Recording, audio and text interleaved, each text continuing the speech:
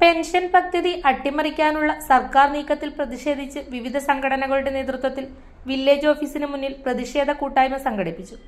Senior citizen forum നേതാവ് K V Balakrishnan ഉദ്ഘാടനം ചെയ്തു.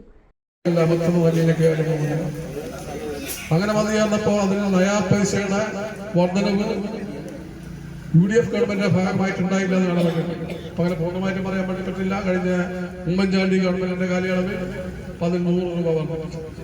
അത് ഒഴിച്ചു നിർത്തിയാൽ ഈ പടിപടിയായിട്ടുള്ള പെൻഷന്റെ വർധനവ്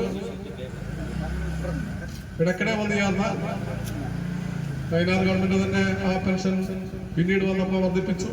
അതിനുശേഷം CS ഗവൺമെന്റ് വന്നപ്പോൾ അത് വീണ്ടും വർധനയുണ്ടായി.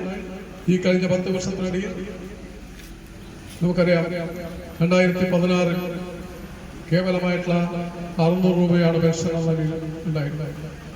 ആ പെൻഷനാണ് പിന്നീട് വർദ്ധിപ്പിച്ച് ഇന്നത്തെ നിലയിലേക്ക് ഒരു സാമാന്യ മോശമല്ലാത്ത നിലക്കുള്ള പെൻഷൻ കൊടുക്കാൻ കഴിയത്തക്ക നിലയിൽ ഈ പെൻഷൻ സംവിധാനത്തെ പ്രയോജനപ്പെടുത്തിയിട്ടുള്ളത് കാണാൻ വേണ്ടി. മാത്രമല്ല ഇവിടെ സൂചിപ്പിച്ചതുപോലെ ആ പെൻഷൻ വാങ്ങുന്ന ഗുണഭോക്താക്കൾ അല്പം അവശത അനുഭവിക്കുന്ന, നമുക്കറിയാം ഇതിനകത്ത് പ്രായം 10, 75, 80 വയസ്സെല്ലാം കഴിഞ്ഞാൽ ധാരാളം ആളുകൾ പെൻഷൻ വാങ്ങിക്കുന്നുണ്ടായിട്ടുണ്ട്. അതുപോലെ ഭിന്നശേഷി വിഭാഗത്തിൽപ്പെട്ട ധാരാളം ആളുകൾ വളരെ ദുരിതപൂർണമായിട്ട് ജീവിതത്തിനിടയിൽ ഈ പെൻഷൻ കൈപ്പറ്റുന്നതായിട്ടുണ്ട്.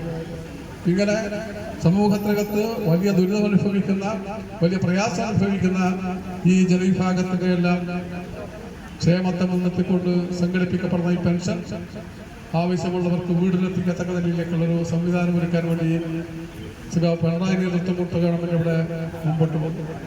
പി കൃഷ്ണൻ അധ്യക്ഷത വഹിച്ചു. RK Padmanabhan, K Kunhikrishnan, M Narayanan, P Santhosh, KS Dileesh Kumar എന്നിവർ സംസാരിച്ചു.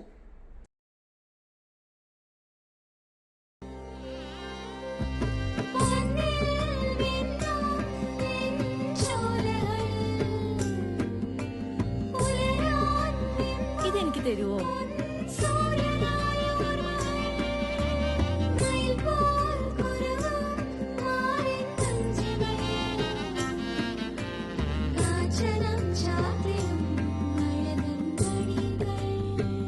ചില ബന്ധങ്ങൾ പവിത്രമാണ്.